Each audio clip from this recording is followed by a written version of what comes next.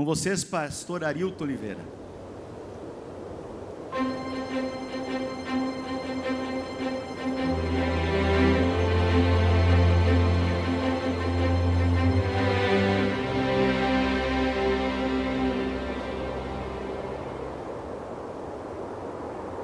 Boa noite, amigos. Sejam todos bem-vindos a mais uma noite de estudo da Palavra de Deus, nesse projeto Esperança para o Mundo em Crise. Que alegria poder saudá-lo em mais uma quinta-feira, né? Chegamos agora à nossa antepenúltima reunião. É isso, pastor Disseu, temos mais 2 quintas e nós então finalizamos a nossa série. Lembrando a você, quem não foi informado ainda, informar de que nós teremos, na sequência, depois dessas 2 semanas, uma cerimônia de formatura, onde nós vamos entregar aqui um lindo certificado do curso de Daniel para todos os que participaram dessa série, tá? Nós vamos dar mais informações na semana que vem a respeito dessa formatura, do certificado que nós queremos entregar para você ter uma lembrança muito especial dessas noites que passamos juntos estudando a Palavra de Deus. Nossa saudação carinhosa também a você que nos assiste pela internet. Seja muito bem-vindo à Igreja Adventista Central de Florianópolis. Estamos aqui estudando o livro do profeta Daniel. E onde quer que você esteja, você é muito bem-vindo à nossa série. Semana passada, falamos um pouquinho sobre a profecia das 70 semanas e hoje vamos estudar sobre a mais longa profecia da Bíblia. Quantos anos ela dura? 2.300 anos, 2.300 tardes e manhãs, é o que vamos aprender nessa noite. A mais longa profecia da Bíblia. Estudamos algumas semanas atrás que o chifre pequeno foi identificado no livro de Daniel com pelo menos 13 características, ou seja, Deus não queria que tivéssemos dúvidas a respeito da identidade desse poder na profecia.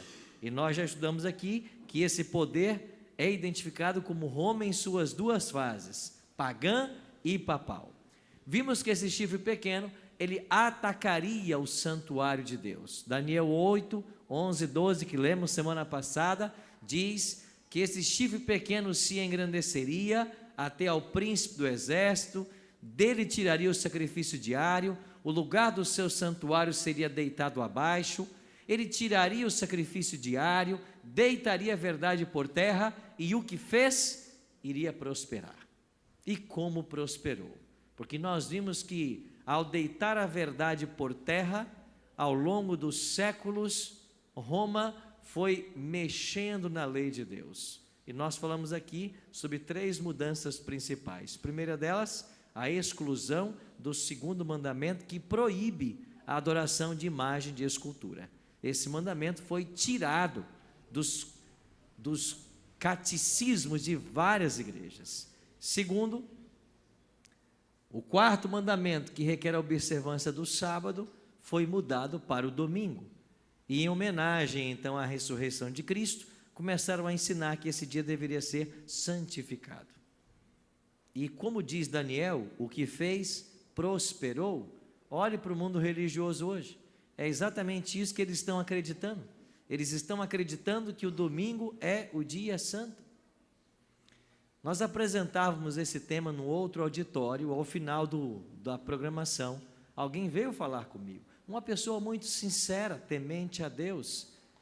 E ela dizia para mim: pastor, a gente faz no domingo tudo o que vocês fazem no sábado. A gente guarda o domingo como vocês guardam o sábado. Então, todo o propósito que Deus destinou para o sábado, a gente faz no domingo. Então, a gente quer facilitar a vida das pessoas. E no domingo é mais fácil. E eu perguntei para ele: mas quem disse que Deus convidou você para facilitar as coisas dele? Quem disse para você que você pode mudar o dia de guarda e escolher o dia que você quiser, ainda que você faça as melhores coisas que a Bíblia recomenda? Eu disse para ele uma outra coisa: deixa eu perguntar para você uma coisa. Eu posso, a partir de agora, escolher dar um dízimo de 7%? Ele disse: não. Por que não? Porque dízimo é 10%. Bom, Se eu não posso mudar o dízimo, você pode mudar o dia de guarda? Você percebe que em questões religiosas você não escolhe? Então os muçulmanos estão certos em santificar a sexta-feira? Também não, porque não é a sexta, não é o primeiro, é o sétimo. Mas o que a gente percebe no mundo religioso hoje, onde todo mundo acha que o domingo é o dia santo, e estão cultuando no dia como um dia santo, é porque aquilo que o chifre pequeno faria, deitando a verdade por terra, iria prosperar. E esse chifre pequeno atacaria de forma especial o santuário. Percebe aqui o sacrifício diário que era operado no santuário. Então, o chifre pequeno ataca Deus, o santuário e o povo de Deus. E é claro, dentro do santuário, a própria lei de Deus. Então, existe um santuário no céu ou ele é apenas ficção? Claro que existe. A Bíblia está repleta de textos falando sobre esse santuário. E quando Daniel viu os ataques do chifre pequeno ao santuário, ele então ouve um santo perguntando a outro santo: até quando durará a visão do sacrifício diário e da transgressão assoladora, visão na qual é entregue o santuário e o exército a fim de serem pisados? Até quando o chifre pequeno vai pisar na doutrina do santuário? Até quando o chifre pequeno vai atacar os exércitos dos céus? Até quando o chifre pequeno vai atacar a lei de Deus e tentar mudar seus mandamentos? Até quando o chifre pequeno vai tentar criar algo que substitua o ministério de Cristo por homens aqui na terra? Até quando? E então vem a resposta do outro anjo. Ele me disse: até 2.300 tardes e manhãs, e o santuário será purificado. O que significa essa expressão? Vão se passar 2.300 tardes e manhãs. Bom, aqui nós temos um detalhe interessante. Quando a Bíblia usa a expressão tarde e manhã, ela se refere a dia. Se você for para Gênesis capítulo 1, lá vai dizer que Deus criou a luz e houve tarde e manhã, o primeiro dia. Deus fez separação entre céus e céus, houve tarde e manhã, o segundo dia. Deus criou sol, luas e estrelas, houve tarde e manhã, o quarto dia. Deus criou os animais aquáticos e as aves dos céus, houve tarde e manhã, o quinto dia. Tarde e manhã quer dizer um dia na Bíblia. 2.300 tardes e manhãs, 2.300 dias. Mas em se tratando de um período profético, de acordo com Números 14:34 e Ezequiel 4:6 e 7, então a referência aqui é 2.300 anos, porque em profecia, cada dia simbólico representa um ano literal. Então um anjo está dizendo para o outro: quando se passarem 2.300 anos, o santuário será purificado. Agora, o que quer dizer essa purificação do santuário? Nós vimos semana passada que dentro desse período de 2.300 anos, 70 semanas foram destinadas ao povo de Daniel. Daniel 9, verso 24. O anjo disse para ele: Daniel, 70 semanas estão determinadas. Eu disse para vocês que a palavra hebraica é shatá, que significa cortar, separar. Dos 2.300 anos, 70 semanas ou 490 anos estão destinados ao povo judeu. Para quê? Para que vocês se arrependam. E se vocês não se arrependerem nesse período, vocês perderão o privilégio de nação escolhida. Então o anjo vai dar agora para Daniel o momento em que a profecia deveria começar. E ele disse, Daniel 9, 25, sabe e entende, desde a saída da ordem para restaurar e edificar Jerusalém. A saída da ordem foi no ano 457 a.C. E se nós viajarmos 490 anos a partir do ano 457, nós chegaremos ao ano 34. O que aconteceu no ano 34 que deu fim ao período de graça para a nação judaica? Um sermão de Estevão, em Atos capítulo 7. E quando Estevão prega diante do Sinédrio, a liderança da nação judaica, e diz que eles haviam matado Cristo, o autor da vida, ao invés de se arrependerem do seu pecado, eles pegaram em pedras para apedrejar Estevão. E mataram Estevão, apedrejado, exatamente no ano 34. Então ali terminaram os 490 anos de graça para o povo judeu. E a partir do ano 34, é claro que todo judeu pode ser salvo, mas a nação judaica não é mais a nação escolhida de Deus. Mas como no plano divino não existem falhas e atos, no mesmo evento em que assinala a rejeição de Israel como nação eleita, já está presente o homem que vai levar o evangelho para os gentios. As vestes de Estevão, diz a Bíblia, foram deixadas nas mãos de um jovem chamado Saulo, que naquele mesmo ano, lá em Atos capítulo 9, ele tem um encontro com Jesus Cristo, e ele se converte. E então Saulo, que está presente no apedrejamento de Estevão, vai tornar-se agora o apóstolo dos gentios, e o evangelho vai ser levado para fora das fronteiras de Israel. E a partir desse momento, Deus não tem mais uma nação escolhida, mas em todas as nações, aquele que o ama e o teme, esse é parte da família de Deus. Fomos até aí semana passada. Agora vamos avançar. Para isso, vamos orar mais uma vez? Fecha seus olhos.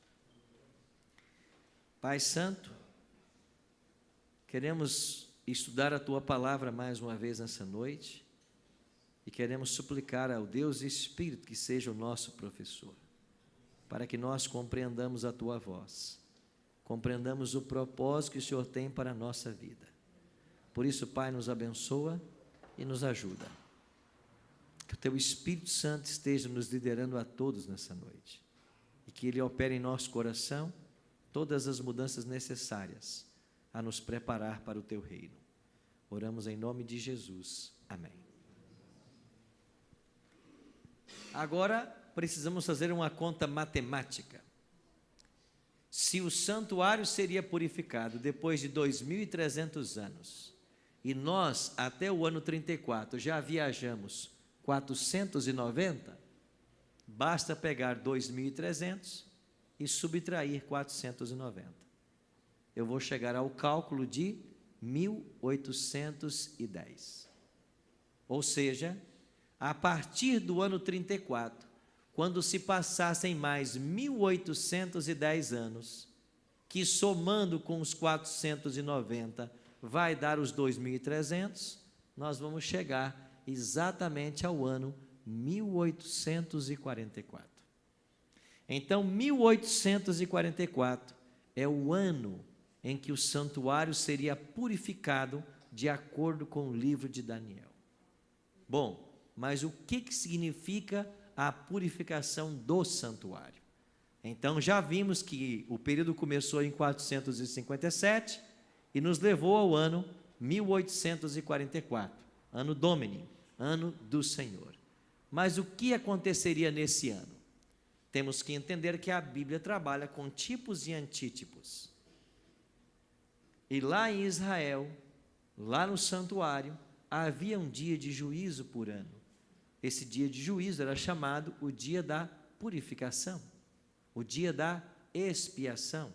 Os judeus o chamam de Yom Kippur. Nesse dia, o santuário deveria ser purificado. E como começava toda essa cerimônia? Olha o que diz a Bíblia. E isto vos será por estatuto perpétuo. No 7º mês, aos 10 do mês, afligireis as vossas almas, e nenhum trabalho fareis, nem o natural, nem o estrangeiro que peregrina entre vós. O povo de Israel celebrava 7 festas ao longo do ano. Na primavera eram 4, no outono eram 3. Quais eram as 4 festas da primavera? Começava com a Páscoa, depois vinha a festa dos pães asmos, das primícias e Pentecostes.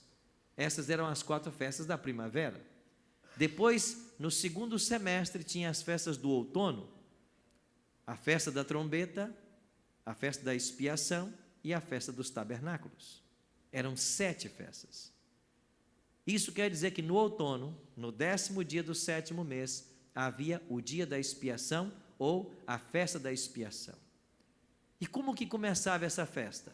Entrava em cena a mais alta autoridade religiosa de Israel. Quem era ele? O sumo sacerdote. Sacerdotes haviam vários. Sumo sacerdote só havia um, e a sua função era vitalícia. Isso te lembra alguma coisa hoje? Lembrou alguma coisa? Um monte de sacerdotes e um sumo sacerdote em Roma, no Vaticano?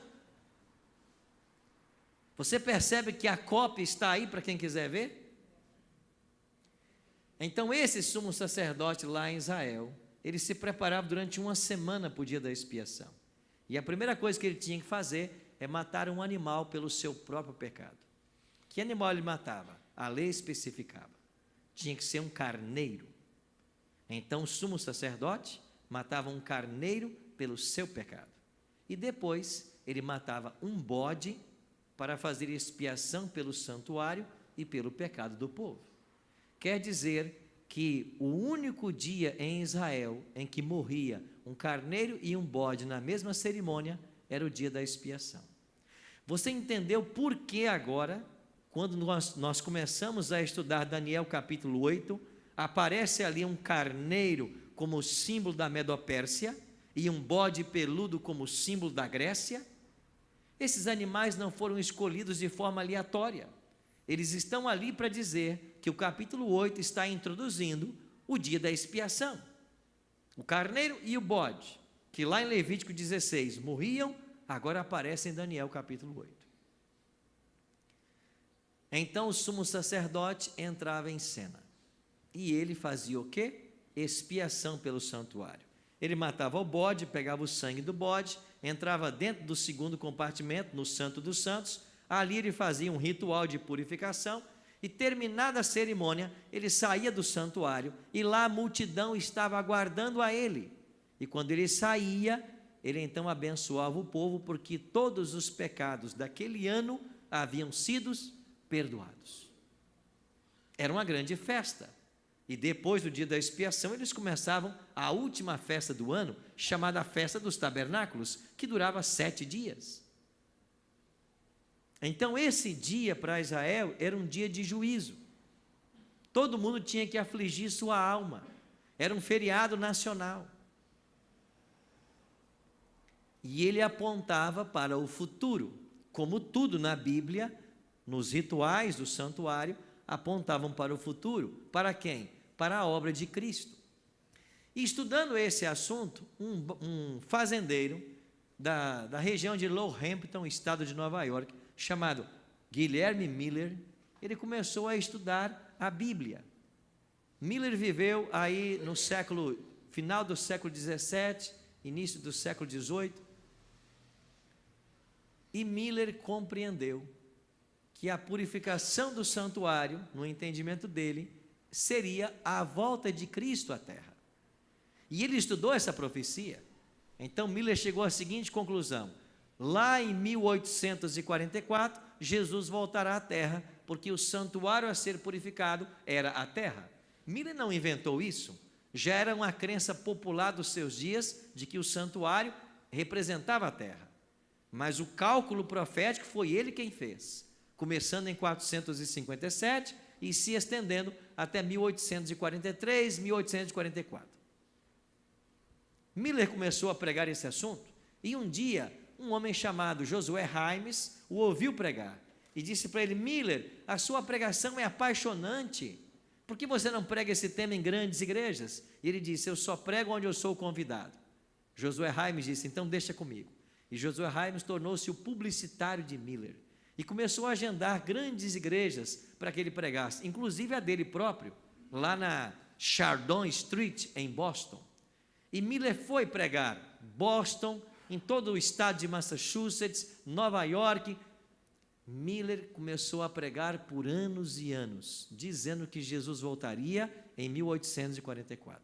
E começou um grande despertamento espiritual nos Estados Unidos, que ficou conhecido na história norte-americana como o segundo grande reavivamento.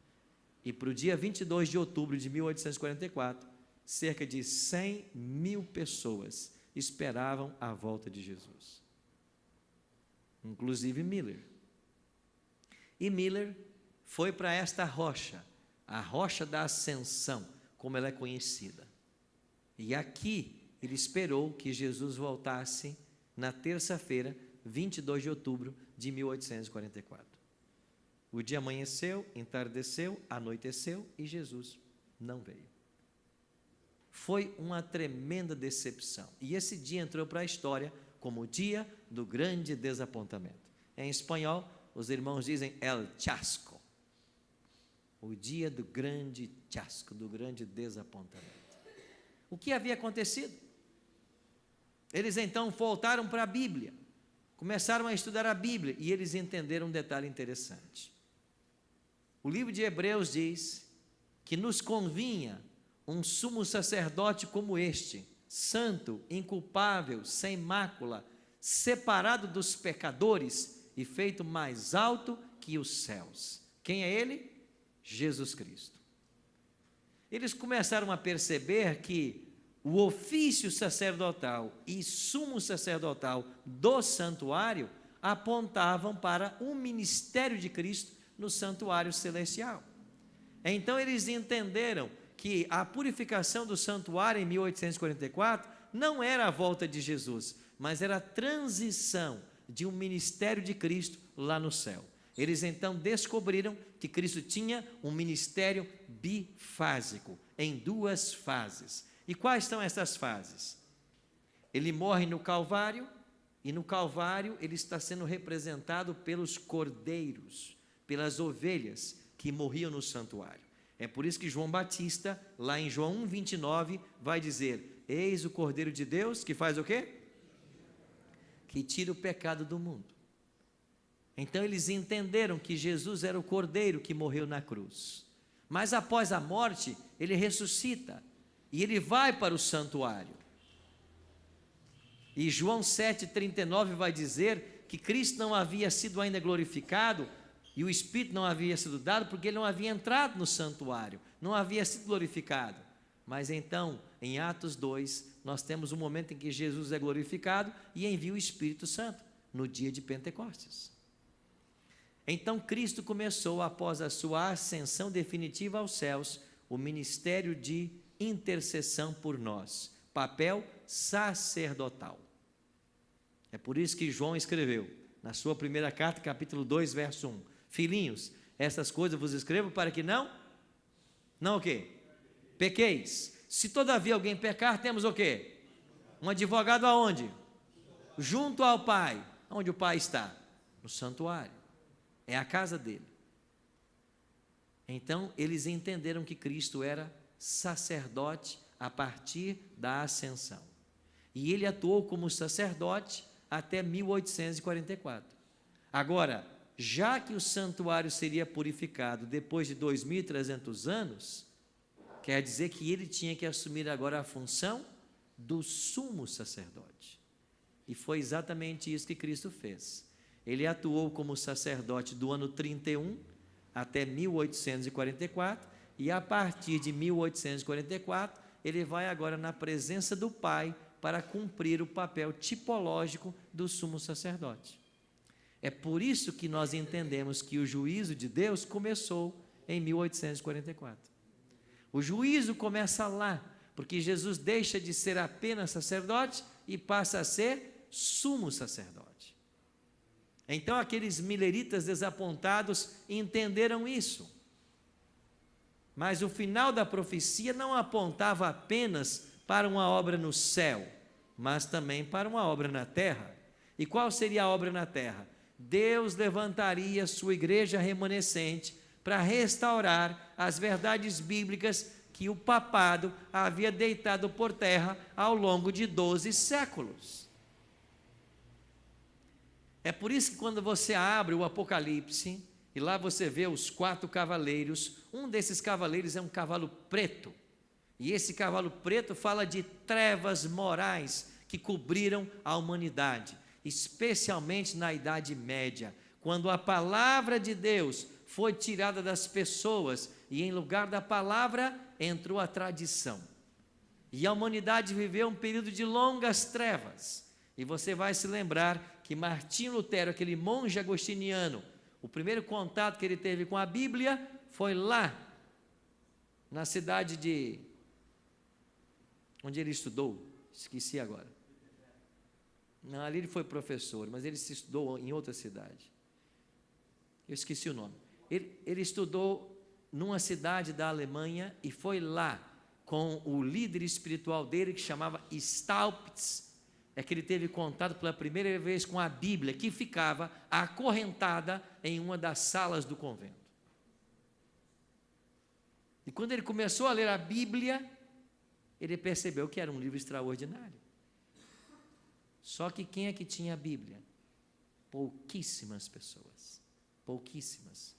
É por isso que ele se propôs a traduzir a Bíblia, e foi ele quem traduziu o Novo Testamento e depois o Antigo para o alemão. Não havia Bíblia em alemão. Quem traduziu foi Martinho Lutero.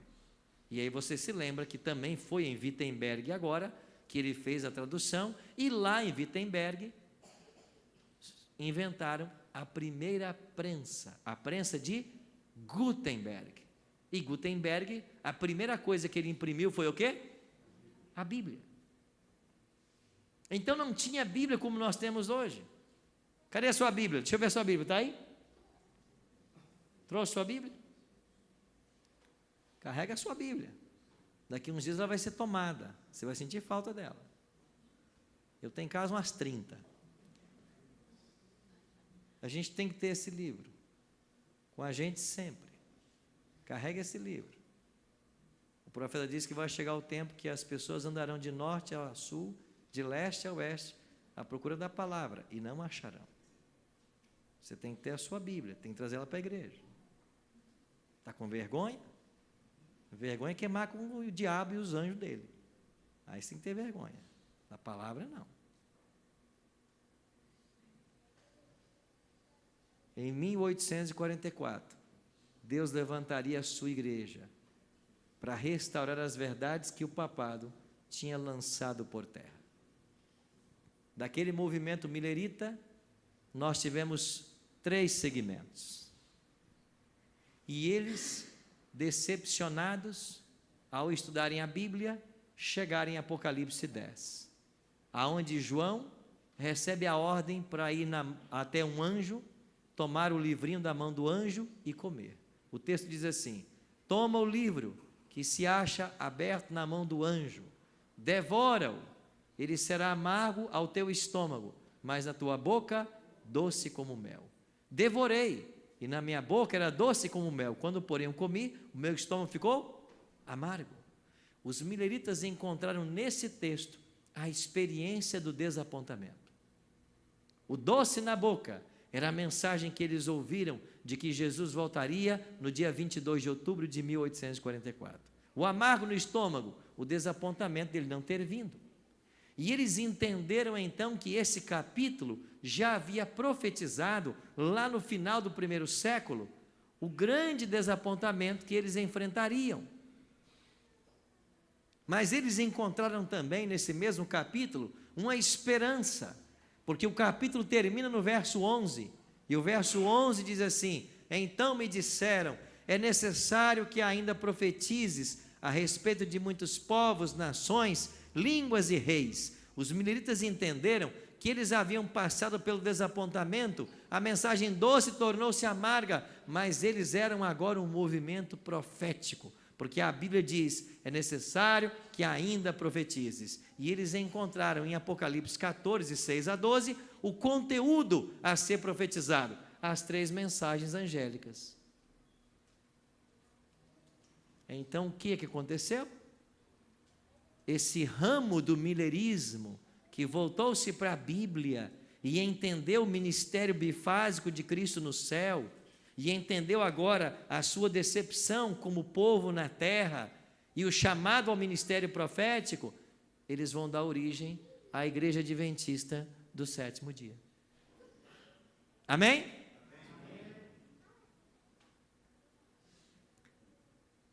Você que é membro, você que não é membro, a Igreja Adventista não surgiu porque dois pastores brigaram e um teve uma ideia de criar uma igreja.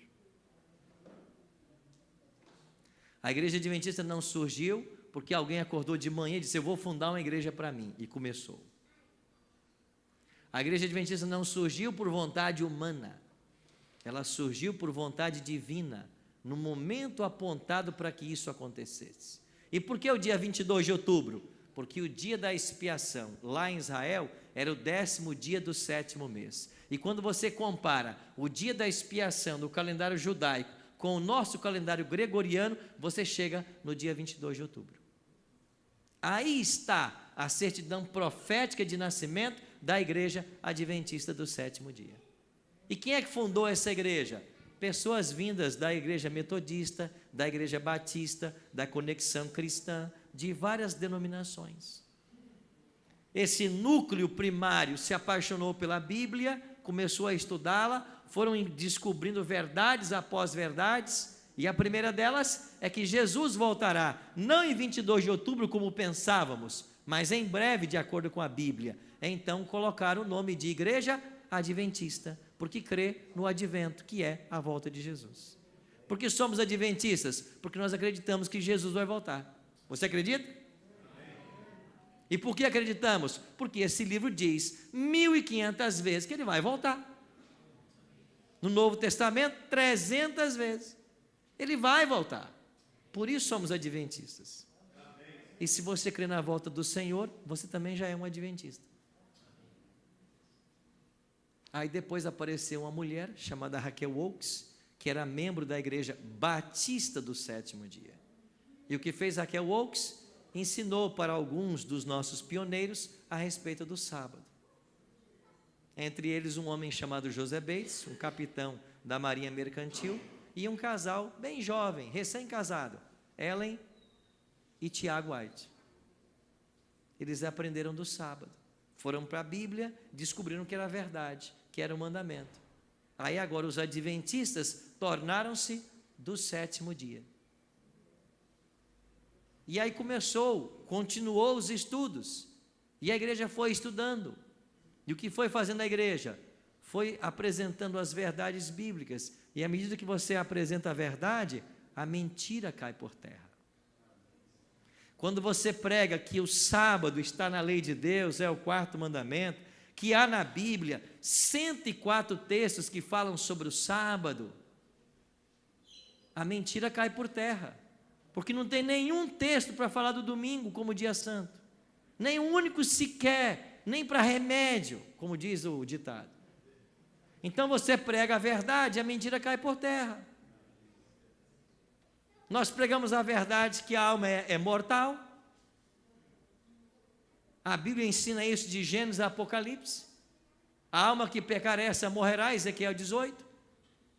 E quando a gente prega que a alma é mortal, a mentira que contam aí fora de que você morre e vai para o céu, morre e vai para o inferno, morre e vai para o purgatório, morre e se reencarna, mentira! Isso tudo é mentira. A Bíblia diz que a alma que pecar essa morrerá, a alma é mortal, e quando você morre, você fica morto, você não vai para lugar nenhum, até o dia da ressurreição. E Jesus diz que Ele vai ressuscitar a todos, salvos e perdidos, é Ele quem vai ressuscitar, João 5, 28 e 29. A igreja começou a pregar a verdade, a igreja descobriu de que nós somos o templo do Espírito Santo, que esse corpo é templo do Espírito. A igreja descobriu que Paulo ensinou em 1 Coríntios 3, 16, 17, 6, 19, 20, 10, 31, de que quem destruir esse corpo, Deus o destruirá. Aí quando a igreja adventista descobriu isso, ela começou a ensinar para os membros: não coma carne imunda, não fume, não beba, não use drogas, se alimente apenas das coisas saudáveis, tenha uma boa saúde. E nós vimos aqui outro dia a respeito dos 8 remédios naturais.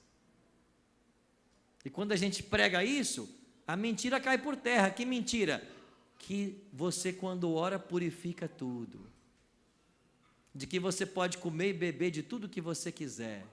A Bíblia autoriza. Falso profeta, não autoriza não. Não autoriza não. A Bíblia diz que tudo que você ingere e faz mal é pecado.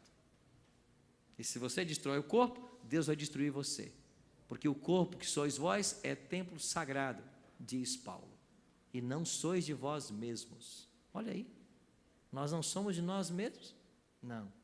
Nós administramos um corpo que nem a nós pertence. É o templo do Espírito. E para que o Espírito habite, ele tem que estar bem cuidado.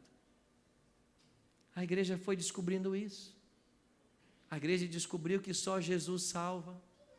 Somos salvos pela graça, julgados pelas obras.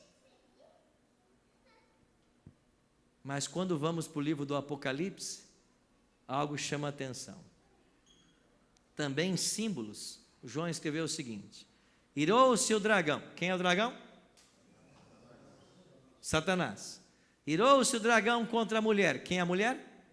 A igreja. Isso aqui é profecia. E foi pelejar com os restantes da sua descendência. Quem são eles? Os que guardam o quê? E tem mais o quê?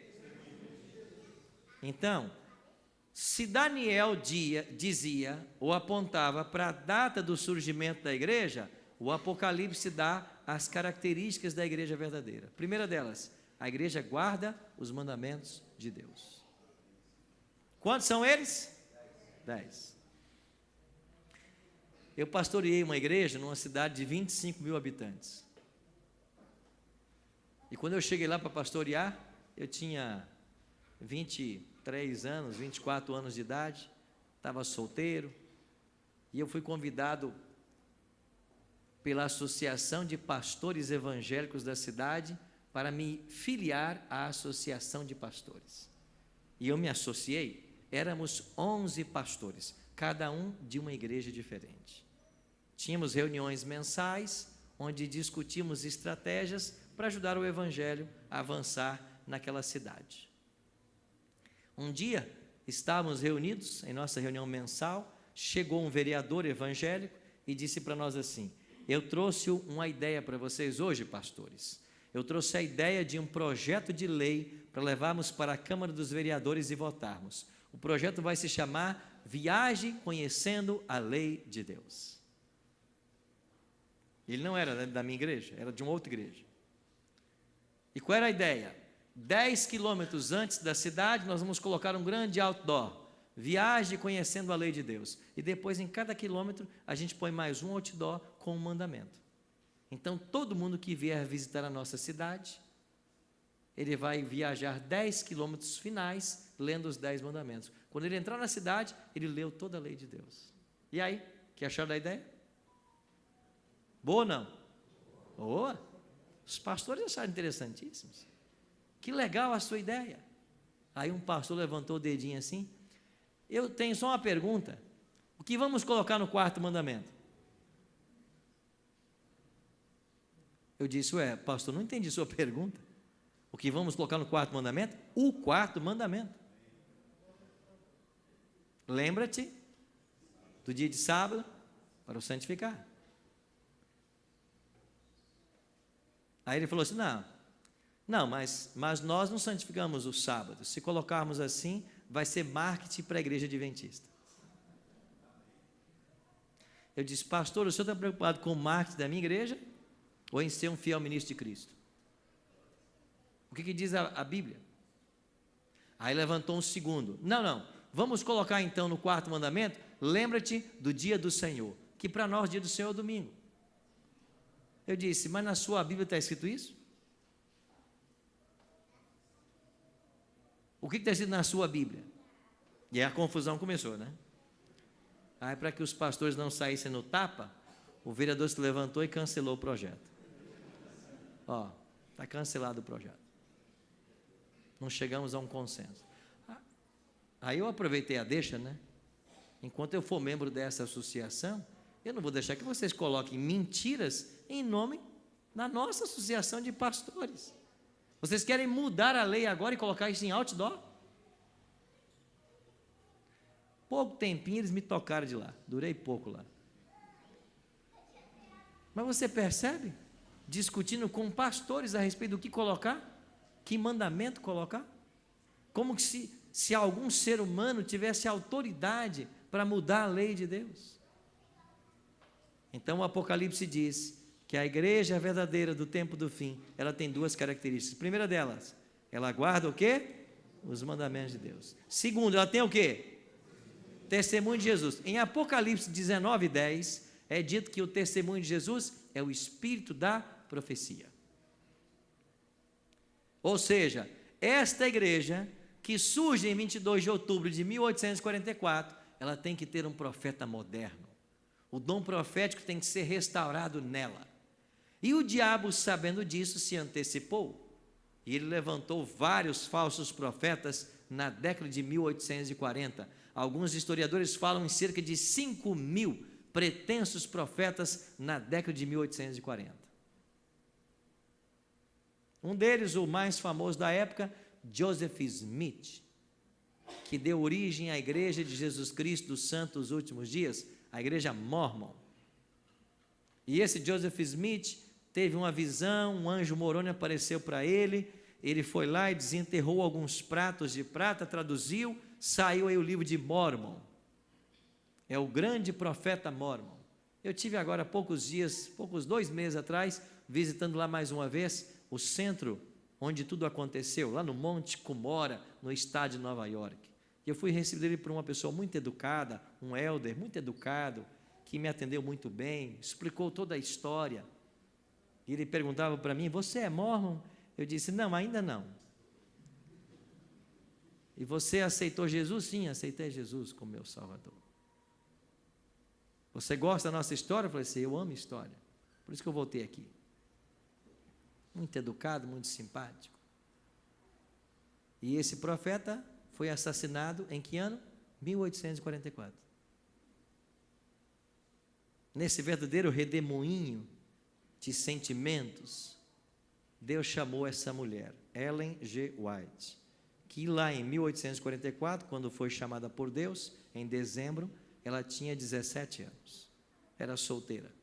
Ela se casou apenas 2 anos depois com o pastor da Conexão Cristã, Tiago White. Ela aceitou o chamado de Deus com 17 anos e dedicou 70 anos de sua vida ao ministério profético. Morreu aos 87 anos de idade. Nesses 70 anos de ministério profético, essa mulher pregou, aconselhou, viajou, escreveu. É uma das cofundadoras da Igreja Adventista do Sétimo Dia. Não dá para contar a história da Igreja Adventista sem contar a história dessa mulher. E nesses 70 anos de profetisa, ela escreveu 100.000 páginas manuscritas. 100.000 páginas. Agora, por que os adventistas acreditam que essa mulher é uma profetisa? Primeiro, porque nós submetemos a ela a todos os testes que a Bíblia oferece. São vários, vou mencionar apenas alguns por questão de tempo. Um deles, de acordo com a Bíblia, o profeta, quando ele fala, se cumpre. E essa mulher fez várias profecias. Uma delas, ela previu a Guerra Civil Americana, anos antes que acontecesse. Ela disse um dia numa visão numa igreja, aqui estão alguns pais cujos filhos morrerão na guerra que se aproxima. E anos depois chegou a guerra e de fato vários filhos daquelas famílias foram assassinados na guerra. Nós cremos nessa mulher como profetisa, porque a exemplo de Daniel, quando ele tinha algumas visões, ele não respirava. E essa mulher, em várias visões, ela ficou sem respirar. Visões essas que duravam até 2 horas. E ela não respirava durante esse tempo.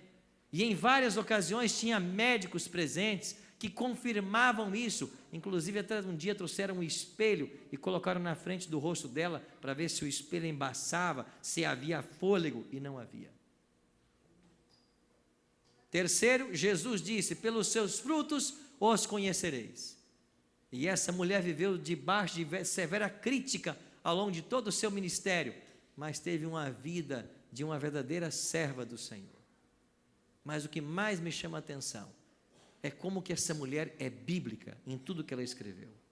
E você nunca vai encontrar uma linha de Ellen G. White que contrarie aquilo que está escrito aqui nesse livro. E a Igreja Adventista desenvolveu, de 1844 para cá, 28 crenças fundamentais. Mas todas essas 28 crenças fundamentais estão baseadas em quê? Na Bíblia. E nenhuma em quem? Em Ellen G. White. Porque Ellen G. White não é base de doutrina. Nós somos uma igreja protestante, sola escritura. Só a Bíblia é a base de nossa doutrina. E como nós consideramos os escritos de Ellen G. White? Conselhos inspirados para a igreja. Pegue qualquer livro dessa mulher, estão todos na internet disponíveis. Você vai ver que para alguém que frequentou a escola por 2 anos na infância, somente se Deus desse sabedoria para escrever o que ela escreveu. Essa mulher falou de família, ciência, falou de astronomia, falou de psicologia, falou de educação, os mais variados temas. E ela se antecipou à ciência dos seus dias em pelo menos 40 anos. Ela condenou o uso do tabaco, o uso do álcool, num tempo em que a ciência achava que isso poderia ser usado de forma discriminada ou indiscriminada. Essa mulher disse que nós deveríamos ter nossas casas com as janelas abertas para que o sol entrasse, e esse sol que entra na casa mataria os germes que haviam na casa, num tempo em que os doentes eram isolados em quartos escuros. Essa mulher falou de ondas eletromagnéticas do cérebro quando o inventor do encefalograma não havia nem nascido ainda. Essa mulher falou que o melhor exercício para qualquer ser humano é o que ela chamou de marcha acelerada. 40 anos depois, um médico veio e fez uma proposta que a gente deveria fazer bastante. Cooper. O nome dele é Dr. Cooper, né? 40 anos depois. Ela falou 40 anos antes. Ela apresentou em 1895 8 remédios naturais. Entre eles, luz solar, exercício, uso abundante de água, descanso e etc. Não acredito que ela seja uma profetisa? Pega um livro dela e começa a ler. Qualquer livro. Sobrenatural.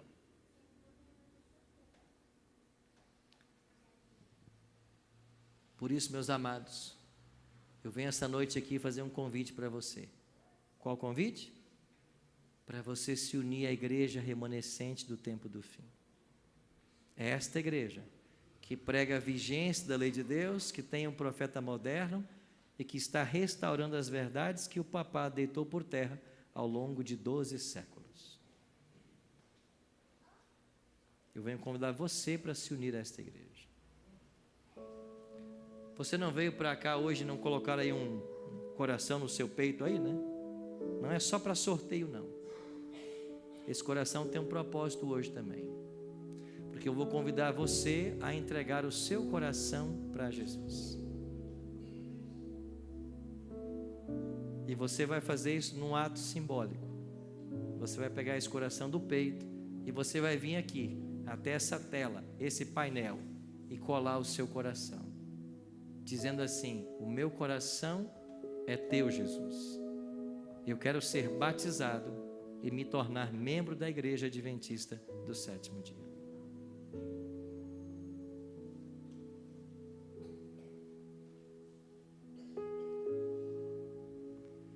Vai ter um preço a pagar? Sempre tem.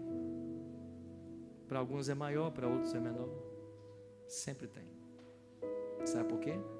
Porque quando você escolhe a verdade, escolhe fazer o que é certo, as provas virão. O diabo não quer que você saia das garras dele. Mas viver a verdade que você está aprendendo aqui é aquilo que Jesus falou em João 8, 32, né? Conhecereis a verdade, e a verdade vos libertará.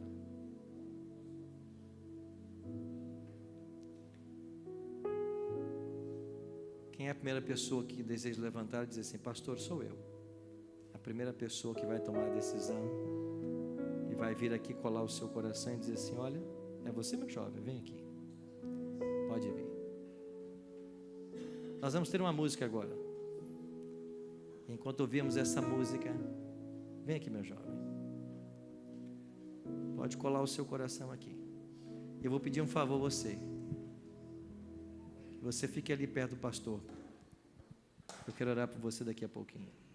Por gentileza. Pastor Disseu, receba com carinho. Nós vamos ter uma música agora. Enquanto ouvimos essa música, é o tempo que você tem para se levantar e vir aqui à frente. Nesse ato simbólico de colocar o coração aqui na tela, você está dizendo: eu quero entregar meu coração a Jesus. Eu quero me preparar para ser batizado. Eu quero o céu. Aprendemos semana passada: quem crer e for batizado será salvo. Você quer ser salvo? Esse é o passo. Pode vir. Pode começar a vir. Vem, meu querido. Vem, minha querida. Amém? Amém. Eu podia já orar. Quantas pessoas tomaram sua decisão? E Lucas 15 ensina que há alegria no céu por um pecador que se arrepende. Quem dirá quando mais de um se arrependem e tomam sua decisão ao lado de Jesus? Mas eu queria falar para dois grupos que estão aqui nessa noite. O primeiro deles, eu queria chamar a você que um dia já foi membro dessa igreja. Um dia você foi membro dessa igreja e os problemas que a vida tem te afastaram dela. Talvez você foi até injustiçado de alguma maneira. Eu não sei. Mas eu sei de uma coisa: nessa noite você precisa tomar a sua decisão pelo rebatismo. Ele está lá em Atos capítulo 19, verso 1 a 5. A palavra te autoriza a ser rebatizado. Então quero convidar você que um dia foi membro dessa igreja a se levantar e vir aqui à frente e dizer: pastor, eu quero me rebatizar. Venha, minha irmã. Vem. Vem. Tem mais gente aí. Se levante e venha. Deus te abençoe, minha querida. Tem mais gente aí. Se levante e venha.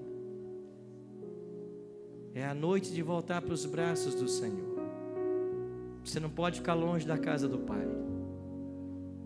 Os olhos do Pai nunca saíram na sua direção.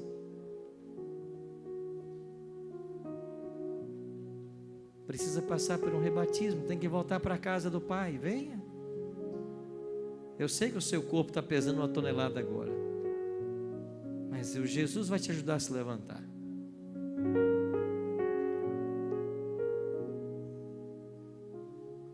Toma hoje a decisão de voltar para a igreja, voltar para os braços do Senhor.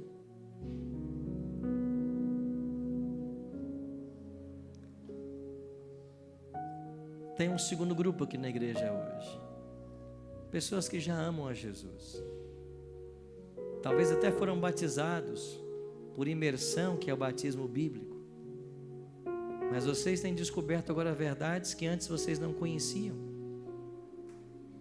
Verdades como as que eu mencionei brevemente hoje.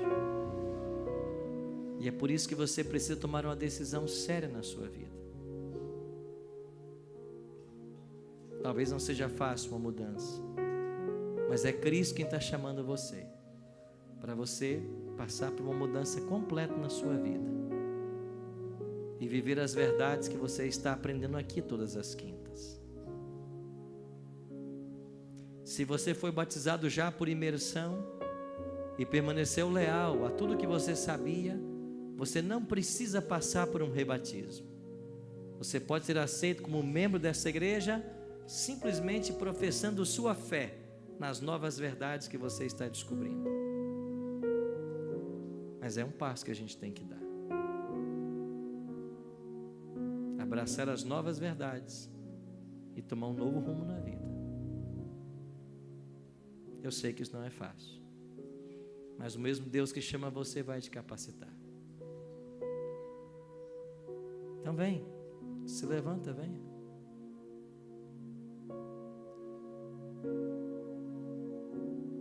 Entrega a sua vida a Jesus, mais uma vez.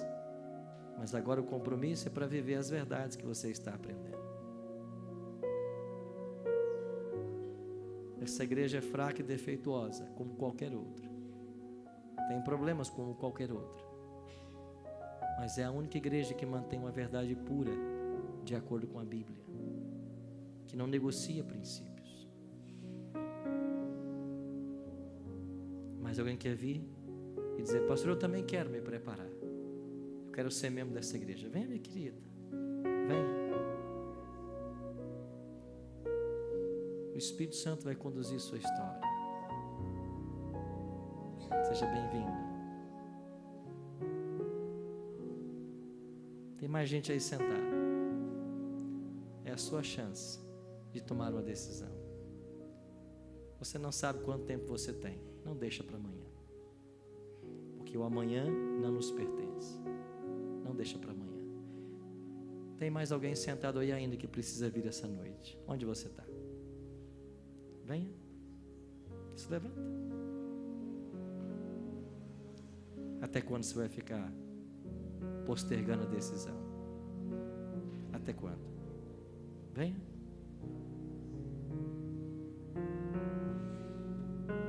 Amém.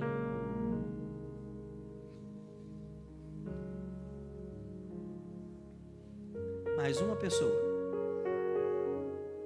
E mais um aí, não tem? Levante-se e venha. Jesus está chamando você para uma vida ao lado dele, ao lado dessa verdade que você está aprendendo.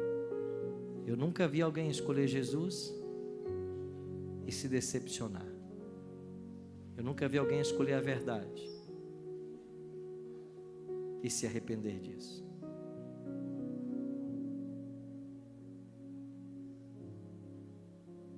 Alguém mais quer vir antes que eu ore?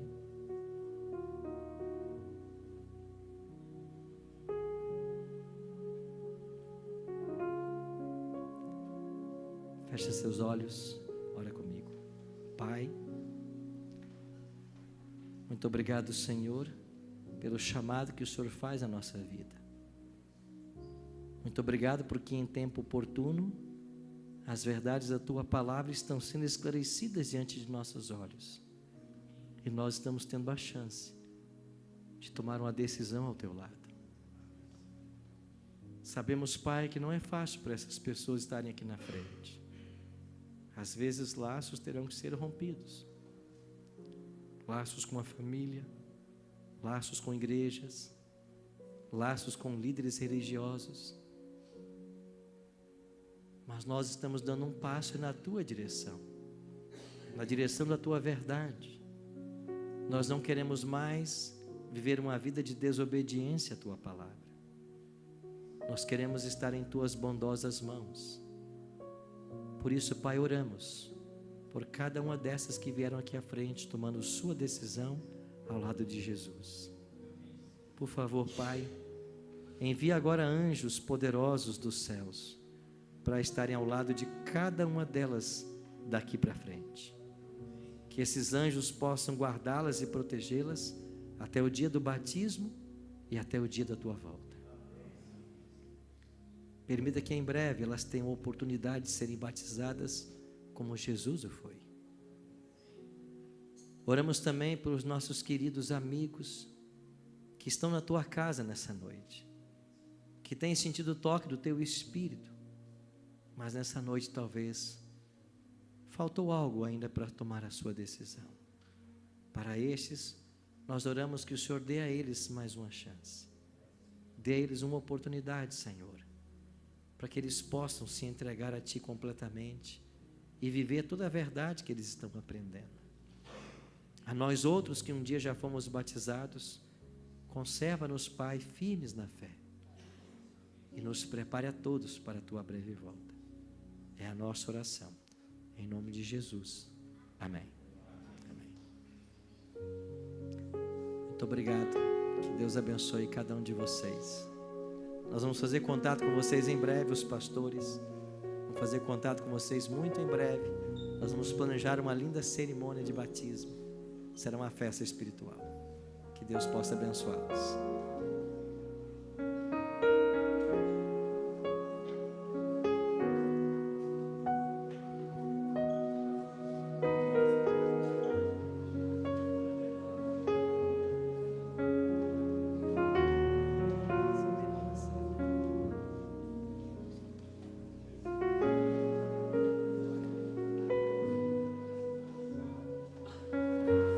Nós queremos agradecer a presença de todos, que Deus os acompanhe ao retornar nos seus lares. Quinta-feira estaremos de volta para continuar o estudo sobre as profecias.